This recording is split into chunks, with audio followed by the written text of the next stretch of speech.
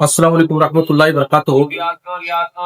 जैसा कि आप सब जानते हैं, 2-3 रोज पहले बागलकोट शहर में एक बड़ी ही दुखद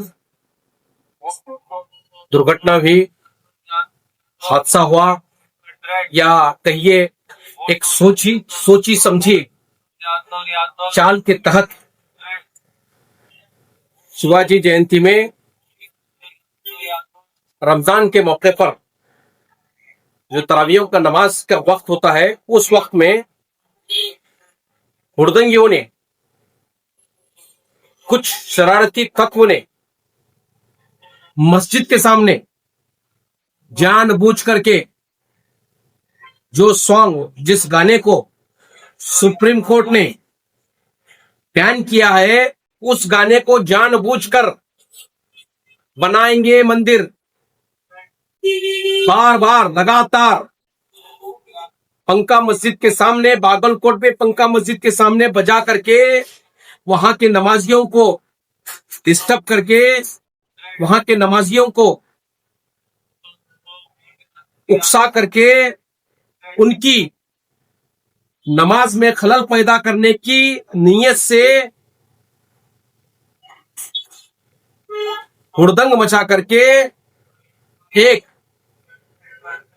हिंदू मुस्लिम राइट्स किए, जिसकी मैं पहले तो पुरजोर तरीके से मजम्मत करता हूं। उसके बाद पुलिस प्रशासन के सामने पुलिस प्रशासन, पुलिस के अधिकारी तमाशबीन बन करके उनके उस हुड़दंगियों को, उनके नाच गाने को इस कदर तमाशबीन बन के देख रहे थे जैसे कि कोई बेहतरीन तरीके का कोई तमाशा कर रहा हो। पहले तो मैं वहां के लिमिट्स के पीएसआई, सीपीआई पर अपना आक्रोश व्यक्त करता हूं और तुरंत कर्नाटक सरकार से यह मांग करता हूं कि उन्हें पहली फुर्सत में बर्खास्त किया जाए। उनको कोई हक नहीं बनता कि वो पुलिस की वर्दी पहन करके बागलकोट शहर के लोगों की रक्षा करें। उन्होंने अपने कर्तव्य को भूल करके हिंदू मुस्लिम के राइट्स को बढ़ावा दिया है। सामने खड़े होकर के पहले तो वहां के एसपी साहब, उन्होंने जो स्टेटमेंट दिया है कि 10:06 पर डीजे बज रहा था। क्या वहां के एसपी साहब को, वहां के पुलिस प्रशासन को इतना भी मालूम नहीं कि डीजे पहले तो बैन हो चुका है, उसके बावजूद 10 बजे के बाद जानबूझ करके मस्जिद के सामने डीजे बजाना, क्या ये सही है? इससे साफ जाहिर होता है कहीं ना कहीं ये आरएसएस, बीजेपी और ऐसे मनुवादी, जातिवादी लोग मिल करके षड्यंत्र रच करके एक बहुत बड़ा षड्यंत्र रच करेंगे। आने वाले जो बाई इलेक्शंस हैं बागलकोट शहर में, चंद दिनों में बाई इलेक्शंस हैं, क्योंकि हाल ही में वहां के एमएलए मेटी साहब का इंतकाल हो चुका है, तो उसका सियासी फायदा उठाने के लिए ये इस राइट्स को किया गया है, ये हिंदू मुसलमान के झगड़े को लगाया गया है। ये आग सनी, ये भड़काऊ, ये जो तत्व हैं, इन्होंने चरंटी मत का, मैं पुलिस डिपार्टमेंट से आपके माध्यम से खास करके वहां की एसपी साहब से ये गुजारिश करता हूं कि इसमें चरंती मठ का क्या हाथ है, उनका क्या योगदान है, वो दूसरे दिन वहां क्यों गए थे, इसकी पूरी तरह से तनिखी होनी चाहिए। इसकी पूरी तरीके से, सही तरीके से तफ्तीश होनी चाहिए।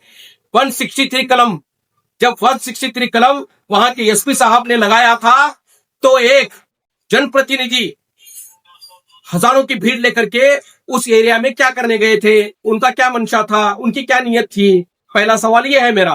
दूसरा सवाल, क्या कानून सिर्फ मुसलमानों के लिए है? क्या एक तरफा कार्रवाई करके वहां के 8 नौजवान बच्चों को, मुसलमान 8 नौजवान बच्चों को अंदर किया गया है? गंभीर धाराओं में 307 लगा करके उनको बीजापुर शहर की जेल में दरगाह जेल में भेजा गया है।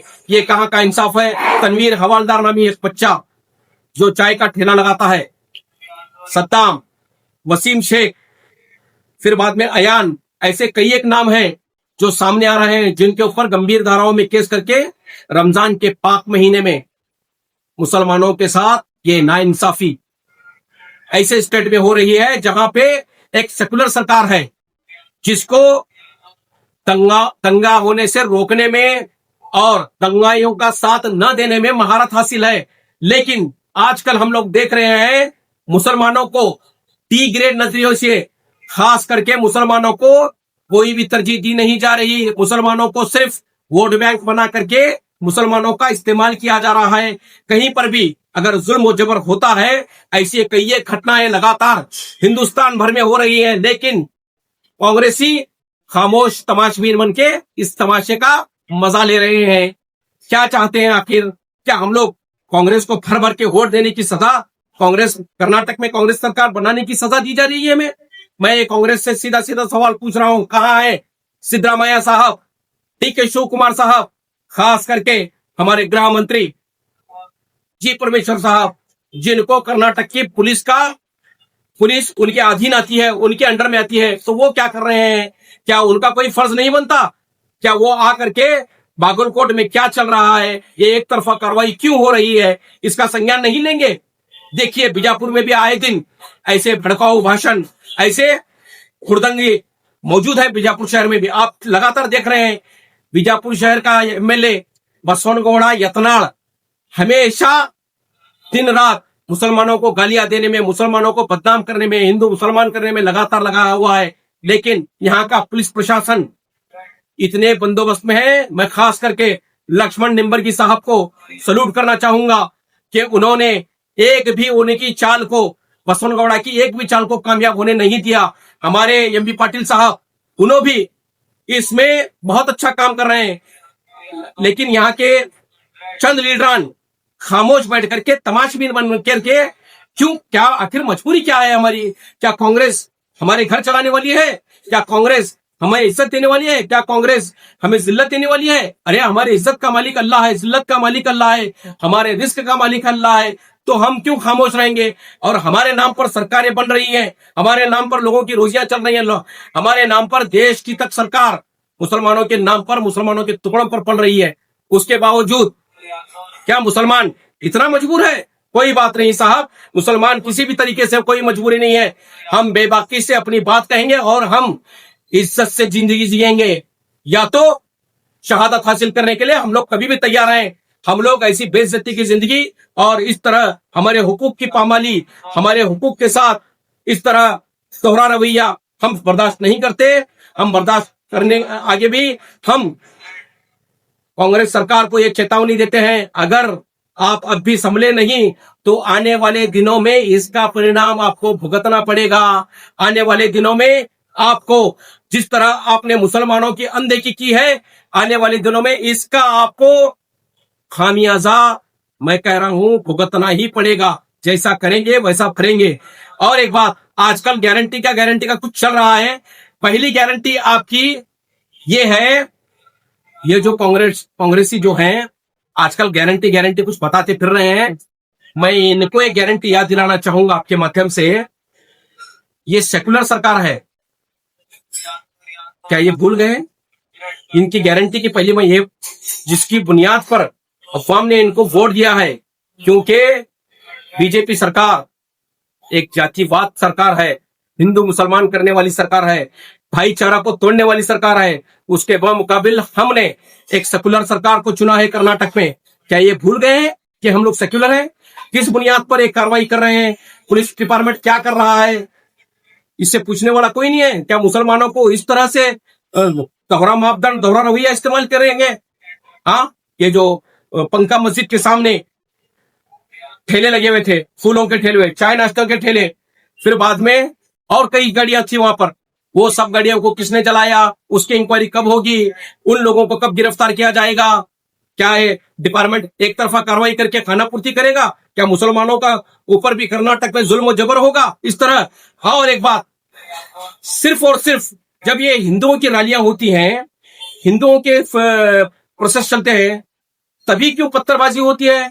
मुसलमानों के प्रोसेस में जब मुसलमान जब लाखों की तादाद में जब इज्तिमा करते हैं या ईद मिलाद की रैलियां निकलती हैं, तब कोई पत्थर हिंदू के घर पर या मंदिर पर किसी की दुकान पर क्यों नहीं पड़ता साहब?